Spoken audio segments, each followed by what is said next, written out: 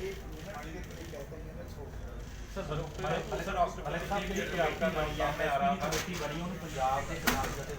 वो तो बाहर रखा गया कि मैं देख रही हूँ। वो तो फालतू कमेटी है जो रखते भी अंदर तो जाना नहीं चाहिए था, जाएगा भी नहीं। सर राष्ट्रपति के लिए आपका नाम सामने आ रहा था, कोई बात हुई थी? मुझे जब मैं बोल रहा था तब कहा गया था चुप हो जाओ, उपराष्ट्रपति बना देंगे। मैंने कहा मुझे इसमें कोई दिलचस्पी नहीं है, उपराष्ट्रपति जी अभी रिटायर होकर जाएंगे, कुत्ता भी रास्ता नहीं छोड़ेगा। जिंदगी में पद कुछ नहीं होता, सम्मान होता है, अपनी बात के लिए लड़ना होता है। मैं चरण सिंह जी के साथ रहा हूँ, वो कहते थे कि अपने वर्गों की लड़ाई में कुछ भी छोड़ दो, लेकिन समझौता मत करो। अच्छा सर, एक बात करते हैं कि जैसे अभी किसानी आंदोलन चला तो पहले तो चला दिया, ठीक है, तोमर साहब ने वो कानून भी बना दिए, बाद में मोदी साहब माफ़ी मांग रहे हैं, ऐसा क्यों? हर वक्त पहले कांड कर देते हैं, बाद में माफ़ी मांगते हैं। कोशिश उनकी ये होती है कि माफ़ी ना मांगनी पड़े, कानून चली जाए। आपकी इच्छा रही कि आप पंजाब के भी राज्यपाल बने? नहीं, अब मैं तो रिटायर हो जाऊंगा। मुझे सर मोदी जी की सोच पंजाब को लेके कैसी है? क्योंकि पहले जिस तरीके से कभी खालिस्तानी कहा जा रहा था आंदोलन में, कभी कुछ कहा जा रहा था, लेकिन मोदी जी की एक्चुअल सोच क्या है? क्योंकि आपकी मुलाकात होती है, पंजाब को लेकर क्या सोच है? क्योंकि लगातार देखा जा रहा है जब से आंदोलन खत्म हुआ है, पंजाब की नहीं, किसानों के लिए एक सोच अच्छी नहीं। पंजाब के लिए सोच। पर ऐसा क्यों है सर? किसान पंजाब का जो माना जाता है कि 35% यहाँ से किसानी होती है, ठीक है, सारी फसलें बाहर भी जाती है, रेवेन्यू भी बहुत बढ़ता है पंजाब के वास्ते, तो ऐसा क्यों है? किसान के प्रति आपकी ऐसी सेंटर की सोच क्यों है? बार बार किसानों को क्यों टारगेट करते हैं? सोच बेसिकली किसान के खिलाफ। मेरा झगड़ा हो गया क्योंकि आपके यहाँ तो पता नहीं कितना होता, मेरे यहाँ गन्ना बहुत होता है। तो मैं एक बार मिलने गया कि साहब वो गन्ने का दाम मिल रहा है, तो बोले छोड़ो यार, एक दिन बोलते हैं, एक दिन काटते हैं, क्या करते हैं। और आप जाके एक बार गन्ने को बांध के दिखा दो, सारा चेहरा कट जाता है उसका गन्ने की पत्ती से। तो इन लोगों को हमारी तकलीफ का पता नहीं। सर पंजाब में मुलाकात की थी मोदी साहब से, तो क्या बातचीत हुई थी, आपने क्या कहा था, उनका क्या रिएक्शन था? लेकिन मैं अपनी बता चुका हूँ, उनकी रिएक्शन में नहीं बोलूँगा, वो ठीक नहीं लगता। पर रिएक्शन यही था कि उन्होंने कहा कि अच्छा हाँ, पहले झटके में तो कहा कि कुछ नहीं, चले जाएंगे। तब मैंने कहा कि जाए नहीं करते, जब आप चले जाओगे तब जाएंगे। आप जानते नहीं, माइनॉरिटीज का कहना है कि हमें स्पेस नहीं दी जा रही है देश में, तो आपको क्या लगता है? नहीं ऐसा नहीं। सर पंजाब में एक बंदी सिखों का मुद्दा भी चल रहा है, उसको मैं टेकअप करूँगा, मुझे अभी मालूम होगा जब ये लोग मिले थे, मैं उसको टेकअप करूँगा। सुप्रीम कोर्ट में भी प्रधानमंत्री के यहाँ वो जाती है, उसको इमीडिएटली हल करना चाहिए। मलिक साहब, जो माफ़ी मांगी गई प्रधानमंत्री की ओर से टीवी पे आके, जिस तरीके के जो बिल वापस लिए, कानून वापस लिए, जिस तरीके से जिन शब्दों से माफ़ी मांगी, वो शब्द आपको ठीक लगे? देखिए, माफ़ी तो वो आप लोगों से डर के मांगी थी। मैंने एक दिन पहले ही प्रेस कॉन्फ्रेंस करी थी, आपको याद होगा, और मैंने कहा कि अगले चुनाव में मोदी खुले नहीं मिलेंगे। तो आपकी दहशत इतनी है, मैंने बहुत डरा है इनको, मुझे आप जानते हो क्यों पंगा ले रहे हो? जिससे लड़ो उसके बारे में जान तो लो, किससे लड़ रहे हो। अब तो सब जगह जा रहे हैं गुरुद्वारों में, अब तो वो साहिबजादों का भी मनाएंगे, ये भी करेंगे, वो भी। पहले कहाँ गए थे भाई? भारी पड़ गया जी लड़ना, किसी ने कहीं अड़ी, कहीं भारी पड़ गई उनके ऊपर। हाँ हाँ, क्यों नहीं पड़ गई? अच्छा सर, आप तो आते जाते रहते हो पंजाब में, सिखों की बहुत तारीफ करते हो, लेकिन कांग्रेस के मेन अध्यक्ष जो हैं वो बोलते हैं कि ये तो सिख जो हैं वो आतंकवादी हैं, टेररिस्ट हैं। आप तो मिले जुले हो, आपको तो प्यार भी मिल रहा है, आप बताइए क्या सच में आतंकवादी हैं ये लोग? कोई आतंकवादी नहीं, सिखों ने बहुत आतंकवादी के नाम पे सिखों को बहुत सताया गया और बहुत तकलीफ उठाई है। सर अभी तो आप राज्यपाल हैं, अभी तो आप पर कोई कार्रवाई हो नहीं सकती संवैधानिक तौर पर, आपको लगता है रिटायरमेंट के बाद आपकी कोई जांच कुछ ऐसा हो? मेरी जांच तो इसलिए नहीं हो सकती कि मेरे पे कुछ है ही नहीं। मैं तो कश्मीर में वो सौदे रद्द करके आया जिनमें मुझे 150 करोड़ रुपया मिल रहा था। मैंने कहा मैं 5 कुर्ते पजामे में आया हूँ, ऐसे ही चला जाऊँ, और जाके इनको बता दिया, इन्हीं के लोग थे।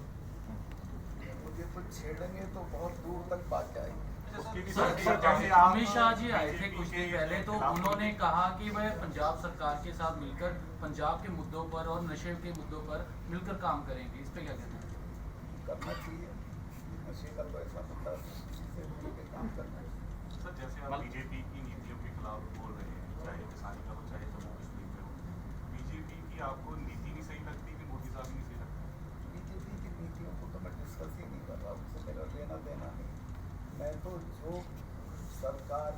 किसान विरोधी नीतियां हैं उनके विरोध। अच्छा सर अग्निवीर की बात करते हैं। अग्निवीर स्कीम 2024 ਦੀ ਇਲੈਕਸ਼ਨ ਤੇ ਕਿਸਾਨੀ ਰੋਸ ਜਿਹੜਾ ਵੱਧ ਰਿਹਾ ਆ ਇਹਦਾ ਅਸਰ ਪਊਗਾ। ये तो किसान जाने पड़ना चाहिए। मेरा कहना माने तो किसानों को, हर जाति के किसानों को पूरे देश में संगठित होकर और इस सरकार को उठा के रखना चाहिए। सर आप किसानों के साथ में खड़े हैं, लेकिन पंजाब में किसान एक दूसरे के ऊपर जिस तरीके से बयानबाजी कर रहे हैं, कोई कहता आंदोलन बिकने का काम कर रहे थे, कोई किसान क्या कर रहे सब थे। जगह होता है, इसका कोई इलाज नहीं है। इनके बारे में वारिस शाह लिख दिया है कि ये भाई के साथ भी नहीं बैठते हैं। क्या बीजेपी की वो बात सही नहीं हो रही जो कहते थे कि किसान एक दिन सियासत करेंगे और वो सियासत अब घूम रही है एक दिन कि सियासत करेंगे किसान ये जो ना करें जीतने के बाद। सियासत रादर करनी चाहिए किसानों को। किसान नहीं करेंगे तो यही करेंगे ना अंबानी वगैरह सियासत। सर एक आप अग्निवीर मानते स्कीम हैं सर जो अंबानी की आप बात करी आपने कि इस तरीके से निजी घरानों का साथ ज्यादा दिया जा रहा है प्रधानमंत्री के साथ। आप उसको अडानी का देखो कितनी दौलत बढ़ी है उसकी 10 साल में, वो इनके बिना बढ़ गई। और ये अंबानी के लड़के को लेके गए अपने जहाज में जब राफेल खरीदने गए, और राफेल का काम का ठेका उसको दिलवा दिया, जबकि हमारे यहाँ तो कंपनी थी जो जहाज बनाती थी HAL, उसको दिलाना चाहिए था। ਮਲਿਕ ਸਾਹਿਬ ਅਮਿਤ ਸ਼ਾਹ ਦਾ ਬਿਆਨ ਆਉਂਦਾ ਕਿ ਸਾਰੀ ਦੁਨੀਆ ਮੋਦੀ ਨੂੰ ਪੁੱਛ ਕੇ ਅੱਗੇ ਚੱਲਦੀ ਹੈ, ਉਹਦੀ ਸਲਾਹ ਨਾਲ ਅੱਗੇ ਚੱਲਦੀ, ਕਿਵੇਂ ਦੇਖਦੇ? अब वो जाने, मुझे तो पता नहीं, मेरी जानकारी में तो ऐसा नहीं मलिक साहब जो ईडी के बारे में बात की जाती है, खासतौर से आपके विरोधी बोलते हैं कि ईडी सिर्फ कांग्रेसियों पर या विरोधियों पर काम करती है, ये सिर्फ इशारों पे काम करती है। आपको क्या लगता है कि वाकई ये केंद्र की एजेंसी केंद्रीकरण हो चुका है? सरकारी एजेंसी को जो सरकार कहेगी वो करेगी। सरकार जैसा कहती है वैसे ही करते हैं। तो ईडी वाले कहेंगे असामियाँ नहीं है, बाहर से आए, इन्हीं की जांच करा लो, ईडी वालों की ये सब जेल चले जाएंगे। लेकिन सुप्रीम कोर्ट कह रहा है कि ईडी जो कर रहा है वो सही कर रहा है, किसी के दबाव में आकर नहीं कर रहा है। ये थोड़े दिन पहले ही सुप्रीम कोर्ट ने कहा। सुप्रीम कोर्ट ने ये कहा ही नहीं, अधिकार है करने। सर इन फ्यूचर किसानों के प्रति केंद्र सरकार कोई कानून बढ़िया कोई बनाएगी, कोई कार्य करेगी किसानों को जो उछालने के लिए, मतलब कि ऊंचा करने के लिए जो है? मुझे कोई उम्मीद नहीं है जिससे कि किसानों के पक्ष में कोई बढ़िया कानून बनाए। सर आगे आप कैसे एक्टिव देखने को मिलेंगे, जिस तरीके से आपने कुछ बयान भी किए, और आगे किस तरीके से, क्योंकि आप कह रहे हैं कि रिटायरमेंट मेरी बहुत नज़दीक है, और रिटायरमेंट के बाद में किसानों के घूमूंगा, जहाँ लोग बुलाएंगे जाऊँगा, मीटिंग करूँगा, जलसे करूँगा, जुलूस करूँगा, जेल जाऊँगा। पंजाब रहने का कोई सर एक छत्तीसगढ़ में बहुत रहने का नहीं, आने जाने का है। लाल किले के बारे में क्या? लाल किले में जिस तरीके से निशान साहब लाल किले में निशान साहब फहराना बिल्कुल जायज़ था, हक था, और सबसे पहला हक सिखों का बनता है, चूँकि गुरु तेग बहादुर साहब की शहादत उसके दरवाजे पे, और लोगों को पता नहीं है। जस्सा सिंह आलूवालिया अंदर घुस गया था, जाके उसमें बैठ गया था तख्त हाउस में, और चाहता तो वहीं रह जाता, लेकिन हरजाना वसूल करके इनका जो ये तोड़े थे गुरुद्वारे, वो वापस आ गया था। सर छत्तीसगढ़ में एक ना किसानों के ऊपर बहुत धक्केशाही की जा रही है, भू माफिया ना धक्के से ही कब्जा कर रहा है ज़मीन के ऊपर। तो पीछे जंतर मंतर दिल्ली में भी धरना हुआ, तो वहाँ जिंदल ग्रुप है कोई हरियाणा का, हाँ, तो उनका भी चला था पता कि बहुत धक्के से ज़मीनों को कब्जा कर रहे हैं वो। मुझे मालूम नहीं था, मैं पता करूँगा और उनकी मदद करूँगा। अच्छा एक आखिरी में सवाल सर पूछना है, अग्निवीर जो भाई तो वो पुराने आदमी हैं, उनका बड़ा सम्मान है, उन्होंने बड़ी तकलीफ उठाई है, उन्हें राय रखने का हक है। मेरी राय ये वो आतंकवादी नहीं है, बहुत शानदार नौजवान था, और ऐसा नौजवान जो है परसों में पैदा होता है। अच्छा सर आखिरी सवाल मैं आपको पूछना चाहता हूँ अग्निवीर स्कीम के बारे, जैसे किसान एक इनको मैं कंडेम करता हूँ।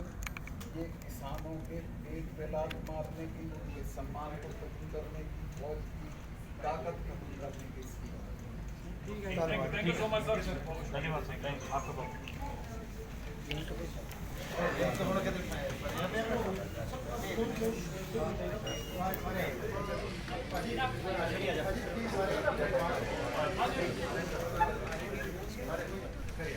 सोनू भाई कितने